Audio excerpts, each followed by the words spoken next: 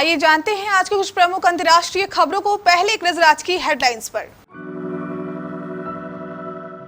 राकेश टिकैत ने गाजीपुर बॉर्डर पर फिर गाड़ा खूंटा, पुलिस और सरकार को दे दी ये चेतावनी। वीर सावरकर का व्यक्तित्व दृढ़ता और विशालता से समाहित, मन की बात में बोले पीएम मोदी। नए संसद भवन के विरोध में कांग्रेस ने निकाला मार्च, भर के अखिलेश बोले राजनीतिक इवेंट। 900 कारीगरों ने 10 लाख घंटे मेहनत कर तैयार किया नई संसद में लगा शानदार कालीन। अरविंद केजरीवाल ने सत्येंद्र जैन को बताया हीरो, अस्पताल में मिलकर लगाया गले। अफगानिस्तान और पाकिस्तान में भूकंप का भीषण झटका, कश्मीर तक असर, दहशत में आए लोग। पाकिस्तान में पीटीआई के लोग बलात्कार और फर्जी मुठभेड़ को देना चाहते थे अंजाम, मंत्री ने फोन टैप के हवाले किया दावा। बैंक लूटने आया शख्स, बुजुर्ग ने गले लगाकर कर दिया इमोशनल, टल गई वारदात। ईफा अवार्ड 2023 आलिया भट्ट, ऋतिक रोशन बने बेस्ट एक्टर, ब्रह्मास्त्र ने जीते सबसे ज्यादा अवार्ड। और फाइनल से पहले चेन्नई टीम को बड़ा झटका, अंबती रायडू ने किया संन्यास का ऐलान।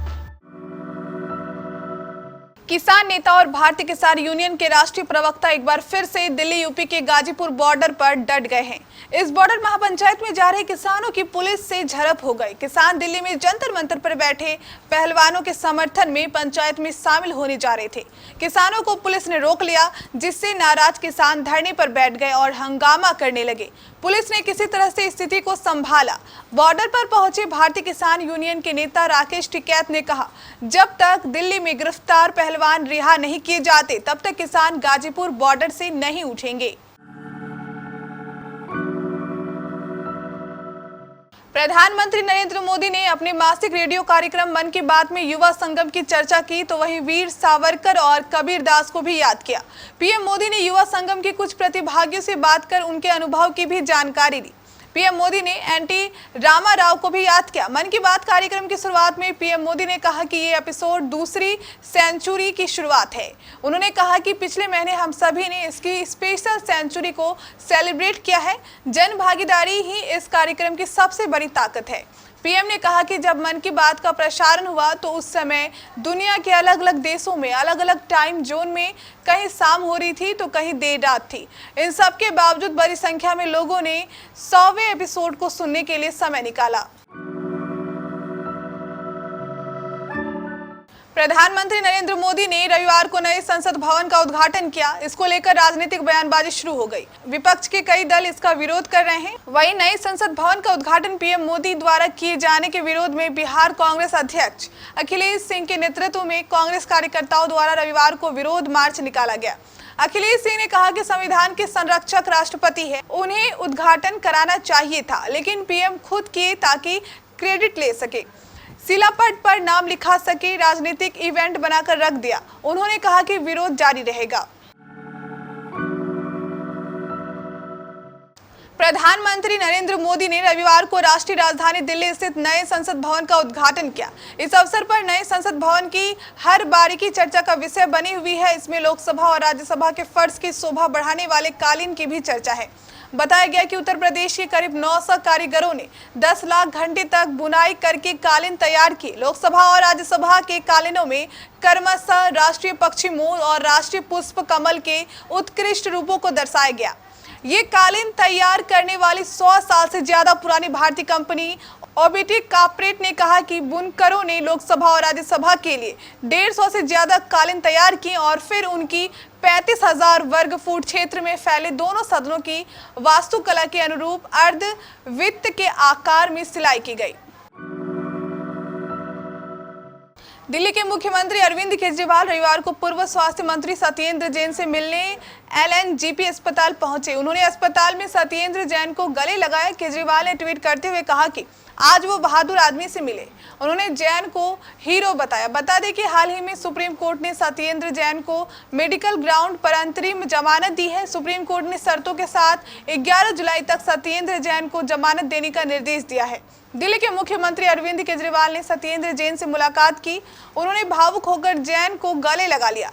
केजरीवाल ने ट्वीट करके कहा, बहादुर आदमी से मिला हीरो। आम आदमी पार्टी ने भी अपने ऑफिशियल ट्विटर हैंडल से केजरीवाल और जैन की तस्वीरें शेयर की।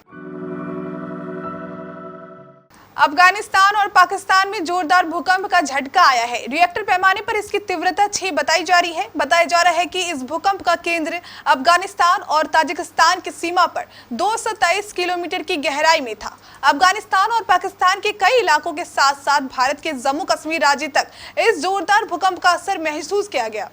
बताया जा रहा है कि इस भूकंप की वजह से चीन, ताजिकिस्तान, उज्बेकिस्तान और किर्गिस्तान के कई इलाकों में भी झटके महसूस किए गए हैं। पाकिस्तान के पूर्व पीएम इमरान खान की मुश्किलें और बढ़ने वाली है। दरअसल पाकिस्तान के आंतरिक मंत्री राना सनाउल्लाह ने रविवार को खुलासा किया कि खुफिया एजेंसियों ने एक फोन कॉल टैप किया है, जिससे पता चला कि पाकिस्तान तहरीक-ए-इंसाफ से जुड़ी कुछ लोग एक फर्जी मुठभेड़ और बलात्कार की घटना को जानबूझकर अंजाम देना चाहते थे। खबर के मुताबिक आनन फानन में बुलाए गए संवाददाता सम्मेलन में मंत्री ने कहा कि अंतर्राष्ट्रीय मीडिया में इन घटनाओं के लिए सरकार और संस्थानों को दोषी ठहराने के लिए पीटीआई ने एक बड़ी साजिश रची है।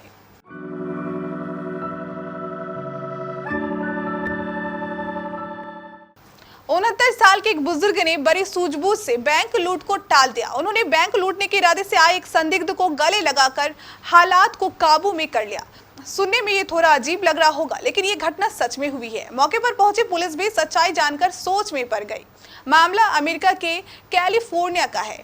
एबीसी न्यूज के रिपोर्ट के मुताबिक 69 साल के Michael Arms Bank of the West की ब्रांच में चेक जमा करने पहुंचे थे। तभी उन्होंने देखा कि कैश काउंटर पर नकाबपोश एक संदिग्ध बैंक कर्मी को धमका रहा है। संदिग्ध कह रहा था कि उसके बैग में विस्फोटक है, अगर उसे पैसे नहीं दिए तो ब्लास्ट कर देगा।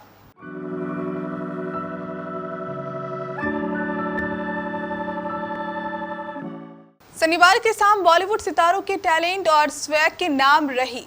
बॉलीवुड के पॉपुलर अवार्ड्स में शामिल ईफा अवार्ड्स का 2023 एडिशन अपनी पूरी चमक दमक के साथ पूरा हुआ। इस शानदार सेरेमनी में पिछले साल रिलीज हुई बॉलीवुड फिल्मों और उनमें काम करने वाले एक्ट्रेस टेक्नीशियंस को सम्मानित किया गया। ईफा 2023 में पिछले साल की बड़ी फिल्मों में शामिल ब्रह्मास्त्र ने इस सेरेमनी में सबसे ज्यादा 6 ट्रॉफी जीती। संजय लीला भंसाली की गंगूबाई काठियावाड़ी भी 5 अवार्ड्स जीतकर इस सेरेमनी में हाईलाइट हुई। इस दौर की सबसे बेहतरीन एक्ट्रेस में गिनी जाने वाली आलिया भट्ट ने एक बार फिर से अपने एक्टिंग टैलेंट के लिए अवार्ड जीता।